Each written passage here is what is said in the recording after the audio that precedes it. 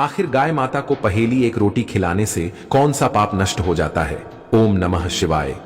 दोस्तों, क्या आप जानते हैं कि जब हम गाय माता को एक रोटी खिलाते हैं तो उससे हमें कितना अद्भुत फल प्राप्त होता है? आखिर गाय माता को रोटी खिलाने से हमारे कौन से पाप मिट जाते हैं? हमारे हिंदू धर्म में गाय को माता का दर्जा दिया गया है। गाय माता की पूजा, सेवा और आराधना करना बहुत पुण्य का कार्य माना गया है। इस सृष्टि में गाय ही एकमात्र ऐसा जीव है जिसके शरीर में अनगिनत देवी देवताओं का निवास बताया गया है। यही कारण है कि जो व्यक्ति गाय माता की पूजा करता है या उन्हें भोजन कराता है, उसे सभी देवी देवताओं का आशीर्वाद एक साथ मिलता है। कहते हैं, गाय की सेवा करने वाला व्यक्ति कभी दरिद्र नहीं रहता और उसकी सभी मनोकामनाएं पूर्ण होती हैं। दोस्तों, आज ज्ञानवर्धक टेल्स में हम आपको बताएंगे कि गाय माता को एक रोटी खिलाने से कौन सा पाप नष्ट होता है, गाय के किस अंग को स्पर्श करने से दुख दर्द दूर हो जाते हैं और जो लोग गाय को कष्ट देते हैं उन्हें कौन सा दंड मिलता है। साथ ही यह भी जानेंगे कि गाय माता ने किस कारण पूरे स्त्री समाज को एक श्राप दिया था, जिसे आज भी कलयुग की स्त्रियां भुगत रही हैं। तो चलिए शुरू करते हैं। एक बार भगवान भोलेनाथ कैलाश पर्वत पर विराजमान थे। तभी अचानक देवर्षि नारद नारायण नारायण कहते हुए वहां पहुंचे और भगवान शिव को प्रणाम किया। भगवान शिव मुस्कुराते हुए बोले, कहिए नारद जी, किस कार्य से पधारे हैं? नारद जी बोले, प्रभु, आप तो त्रिकालदर्शी हैं, सब कुछ जानते हैं, फिर भी मैं आपको बताना चाहूंगा कि मैंने पृथ्वी लोक पर दो दृश्य देखे। एक ओर लोग गाय माता की पूजा कर रहे थे, उन्हें रोटियां खिला रहे थे, वहीं दूसरी ओर कुछ लोग गायों को कष्ट पहुंचा रहे थे। तब मेरे मन में यह प्रश्न उठा कि जो व्यक्ति गायों की सेवा करता है उसे क्या फल मिलता है और जो उन्हें कष्ट देता है उसका क्या परिणाम होता है। साथ ही मैंने सुना है कि किसी समय गाय माता ने समस्त स्त्रियों को एक श्राप दिया था। मैं जानना चाहता हूँ वह श्राप क्या था। यह सुनकर भगवान शिव मंद मुस्कुराए और बोले, नारद जी, आपके प्रश्न अत्यंत ज्ञानवर्धक हैं। आपने ये प्रश्न पूछकर संपूर्ण ब्रह्मांड का कल्याण कर दिया है। लेकिन आपके उत्तर देने से पहले मैं आपको एक दिव्य कथा सुनाना चाहता हूँ। जो भी इस कथा को ध्यानपूर्वक सुनता है उसके 32 अपराध स्वतः नष्ट हो जाते हैं। भगवान शिव बोले, बहुत समय पहले भारत के रायपुर नगर में गोपाल नाम का एक धनवान सेठ रहता था। वह प्रतिदिन पूजा पाठ करता और दान पुण्य में विश्वास रखता था। उसके पास धन वैभव की कोई कमी नहीं थी, लेकिन उसके जीवन में एक बड़ी कमी थी, उसे संतान सुख प्राप्त नहीं हुआ था। इस कारण वह मन ही मन बहुत दुखी रहता था। गोपाल और उसकी पत्नी ने अनेक मंदिरों में जाकर भगवान से प्रार्थना की, कई वैद्यों और हकीमों से उपचार करवाए, परंतु उन्हें संतान नहीं मिली। एक दिन गोपाल किसी कार्य से नगर जा रहा था, तभी उसने मार्ग के किनारे एक तपस्वी महात्मा को गहन ध्यान में लीन देखा। वह उनके पास जाकर बैठ गया।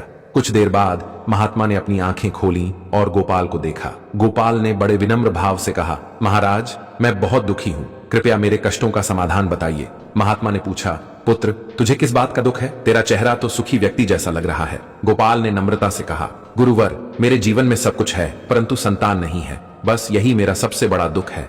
कष्ट है कि मेरे विवाह को कई वर्ष हो चुके हैं, लेकिन अभी तक मुझे संतान की प्राप्ति नहीं हुई है। कृपया आप मुझे यह बताने की कृपा करें कि मुझे संतान का सुख क्यों नहीं मिल रहा है और ऐसा कौन सा उपाय है जिसे करने से मुझे संतान की प्राप्ति हो सके। तब महात्मा जी अपनी अंतर्मन की दृष्टि से गोपाल नाम के उस सेठ के पूरे जीवन की घटनाएं देख लेते हैं और गंभीर स्वर में कहते हैं, अरे मूर्ख मानव, तूने अपने जीवन में एक बहुत बड़ा पाप किया है। क्या तुझे याद नहीं?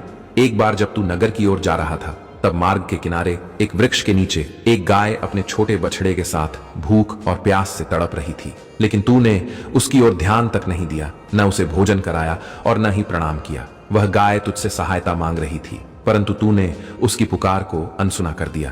तेरे इस कठोर व्यवहार को देखकर उस गाय ने तुझे श्राप दिया कि तेरे जीवन में संतान सुख कभी नहीं मिलेगा।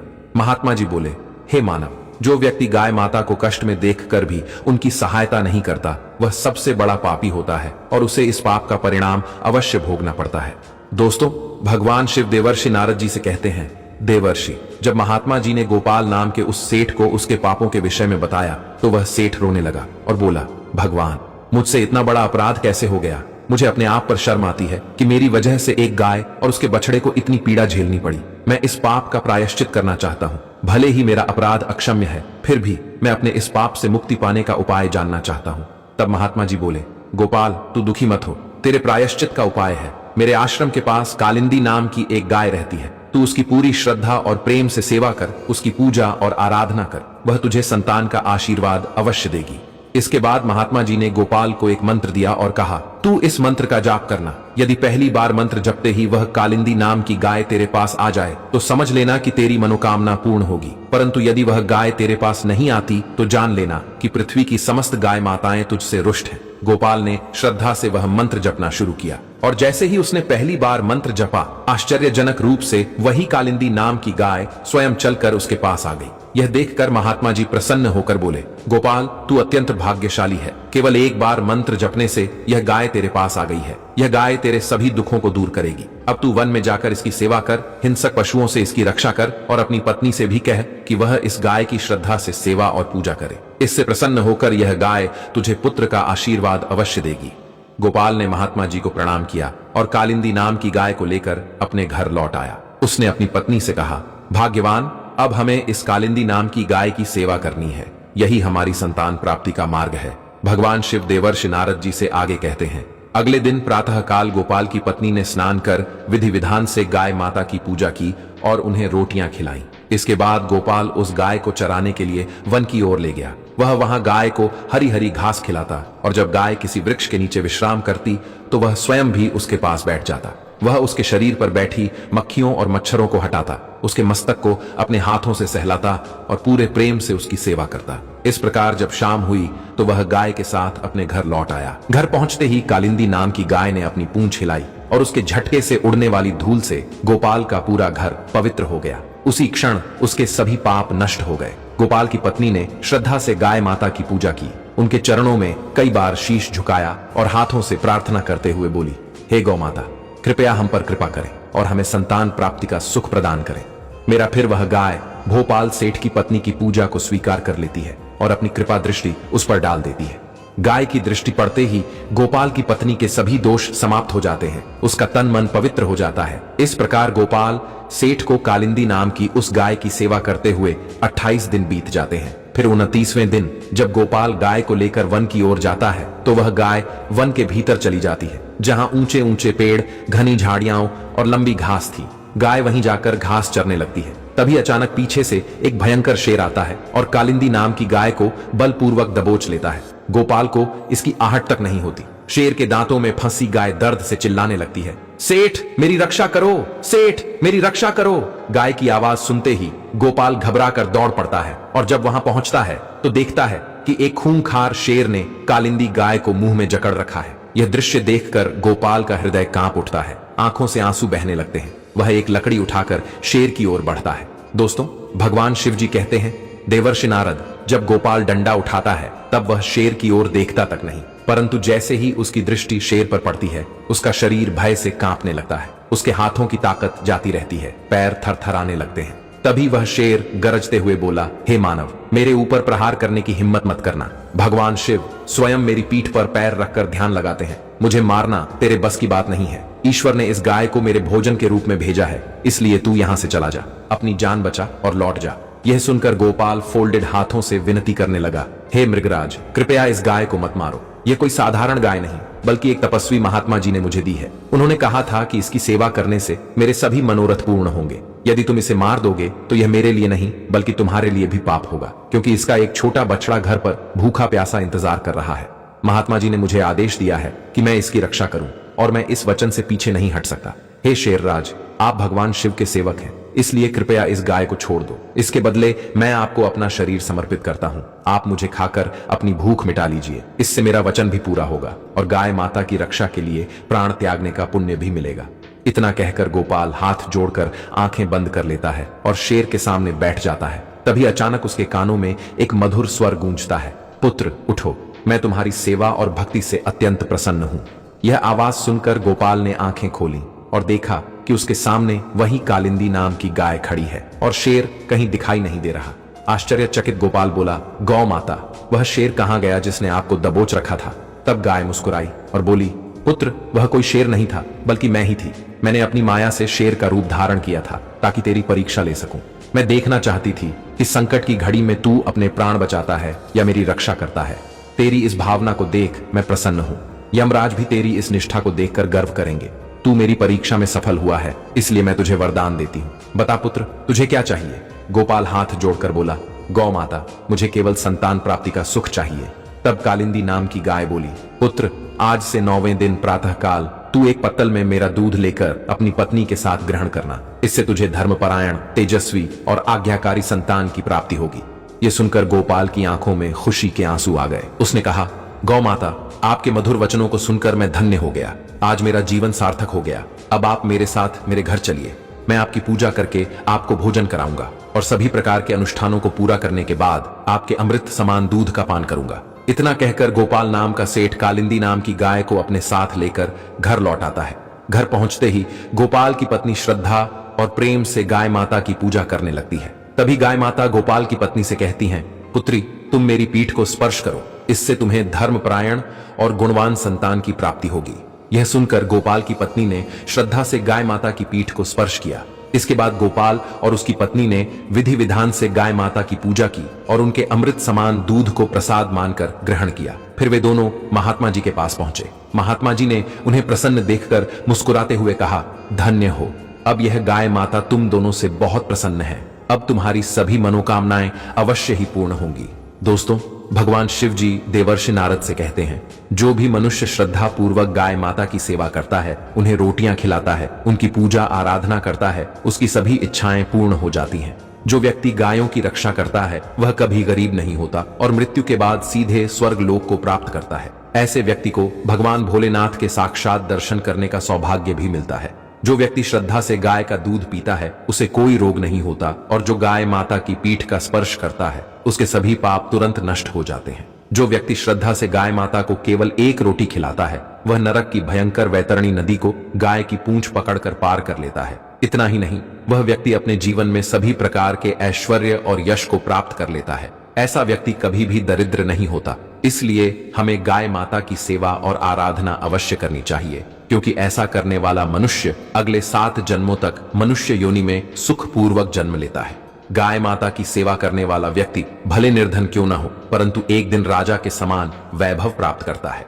भगवान शिव जी आगे कहते हैं, देवर्षि नारद, इस प्रकार गोपाल ने कालिंदी नाम की गाय की सेवा की और उसकी कृपा से उसे एक सुंदर और धर्मनिष्ठ पुत्र की प्राप्ति हुई। अब तुम्हारा पहला प्रश्न तो पूरा हुआ। अब तुम्हारा दूसरा प्रश्न था कि जो व्यक्ति गायों को मारते या उन्हें कष्ट देते हैं उन्हें क्या दंड मिलता है। तो सुनो, जो लोग गायों को पीटते या उनकी हत्या करते हैं उन्हें मृत्यु के बाद सीधे नरक की प्राप्ति होती है। वहां यमराज के दूत उन्हें उबलते तेल के बड़े घड़ों में डालकर कई वर्षों तक भयंकर यातना देते हैं। यह दंड तब तक चलता है जब तक उनका पाप पूरी तरह समाप्त नहीं हो जाता। भगवान शिव ने आगे कहा, देवर्षि नारद, अब तो तुम्हारे सभी प्रश्नों के उत्तर तुम्हें मिल गए होंगे। तब नारद जी विनम्रता से बोले, हे प्रभु, आपने मेरे सभी प्रश्नों का समाधान कर दिया, लेकिन एक प्रश्न का उत्तर अब भी शेष है। कृपया यह बताइए कि गाय माता ने समस्त स्त्रियों को कौन सा श्राप दिया था जिसे आज तक स्त्रियां भोग रही हैं। नारद जी की बात सुनकर भगवान शिव बोले, देवर्षि, आपके इस प्रश्न का उत्तर एक और ज्ञानवर्धक कथा में छिपा है। अब ध्यान से सुनिए। नारद जी बोले, प्रभु, मैं वचन देता हूं कि इस कथा को आरंभ से अंत तक पूर्ण श्रद्धा से सुनूंगा। तब भगवान शिव बोले, एक समय की बात है, किसी नगर में फेंकू नाम का एक ब्राह्मण रहता था। उसके घर में एक गाय थी जो प्रतिदिन भरपूर दूध देती थी। उसी दूध को बेचकर वह अपनी आजीविका चलाता था। वह गाय बहुत ही सुंदर और शांत स्वभाव की थी। ब्राह्मण प्रतिदिन उसे वन में चराने के लिए ले जाता और शाम होने से पहले घर वापस लाता। इस प्रकार कई दिन बीत गए, परंतु एक दिन अचानक वह गाय दूध देना बिल्कुल बंद कर देती है, जिसके कारण फेकू को बहुत बड़ा नुकसान झेलना पड़ता है। एक दिन वह गाय से परेशान होकर उसे घर से भगा देता है। जब गाय दोबारा घर में घुसने की कोशिश करती है तो फेकू उसे डंडों से बेरहमी से पीटता है। डर कर गाय वहां से भाग जाती है और पास के जंगल में जाकर रहने लगती है। जंगल में चारों ओर हरी हरी घास थी, जिसे खाकर वह अपना पेट भर लेती थी और रात को एक पेड़ के नीचे सो जाती थी।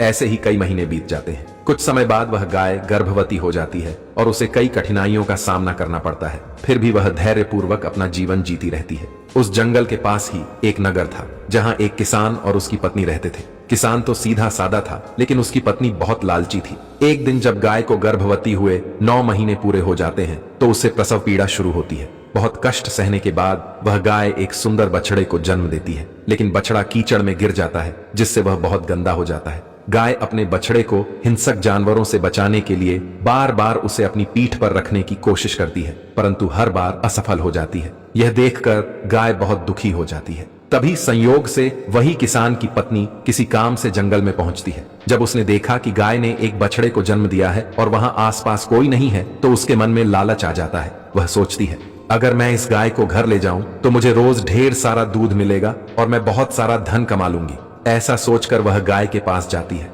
गाय माता ने जब देखा कि कोई सुंदर स्त्री उसकी ओर आ रही है, तो उसने विनम्र होकर कहा, बहन कृपया मेरे बच्चे को मेरी पीठ पर रख दो। ये बहुत छोटा है और 9 महीने बाद चलना सीखेगा। लेकिन गाय को यह पता नहीं था कि उसका बच्चा जन्म के तुरंत बाद ही चल सकता है, क्योंकि उस समय मनुष्य और पशु दोनों के बच्चे जन्म लेते ही चलने लगते थे। गाय की बात सुनकर किसान की पत्नी जोर से हंस पड़ी और बोली, अरे मूर्ख गाय, मैं तेरे गंदे बच्चे को अपनी सुंदर साड़ी पर क्यों रखूं? इसे देख तो कितना कीचड़ में लटपट है, मेरी साड़ी गंदी हो जाएगी। यह सुनकर गाय माता को बहुत क्रोध आ गया। उन्होंने उस स्त्री को श्राप देते हुए कहा, हे मूर्ख स्त्री, तूने मेरे बच्चे को गंदा कहा और मेरी सहायता करने से इनकार किया, इसलिए आज से मैं तुझे और सभी स्त्रियों को श्राप देती हूँ। अब से तुम्हारे बच्चे जन्म के तुरंत बाद नहीं चल पाएंगे, वे 9 महीने के बाद ही अपने पैरों पर खड़े हो सकेंगे, जबकि सभी पशु पक्षियों के बच्चे जन्म लेते ही चलने लगेंगे। दोस्तों, भगवान शिव जी देवर्षि नारद से कहते हैं, यही कारण है कि आज भी कलयुग की स्त्रियों को गाय माता के इस श्राप का फल भोगना पड़ रहा है। पहले सतयुग में मनुष्य के बच्चे जन्म लेते ही चलने लगते थे, जैसे कि सतयुग में सुखदेव जी और वेद व्यास जी जन्म के तुरंत बाद अपने पैरों पर खड़े हो गए थे। लेकिन कलयुग में मनुष्य के बच्चों को अपने पैरों पर चलने में कम से कम 9 से 10 महीने लगते हैं। यह सब गाय माता के श्राप के कारण है। इसीलिए किसी भी जीव या प्राणी को तुच्छ नहीं समझना चाहिए। हमें दूसरों की सहायता करनी चाहिए और पशु पक्षियों के प्रति करुणा रखनी चाहिए। एक स्त्री की उस छोटी सी गलती के कारण आज तक सभी स्त्रियों को गाय माता के इस श्राप का फल भोगना पड़ रहा है। भगवान शिव जी कहते हैं, देवर्षि नारद, अब तुम्हारे सभी प्रश्नों के उत्तर मिल गए होंगे। तब नारद जी विनम्र होकर बोले, हे प्रभु, आपने मेरे सभी प्रश्नों का समाधान कर दिया और मुझे अत्यंत महत्वपूर्ण ज्ञान दिया। मैं यह वचन देता हूं कि मैं इस ज्ञान का प्रचार पूरे देवलोक में अवश्य करूंगा। जय श्री कृष्ण। दोस्तों, आपको यह ज्ञानवर्धक टेल्स कैसी लगी? कृपया कमेंट करके जरूर बताएं। अगर वीडियो पसंद आया हो तो लाइक करें और अपने दोस्तों के साथ शेयर करें।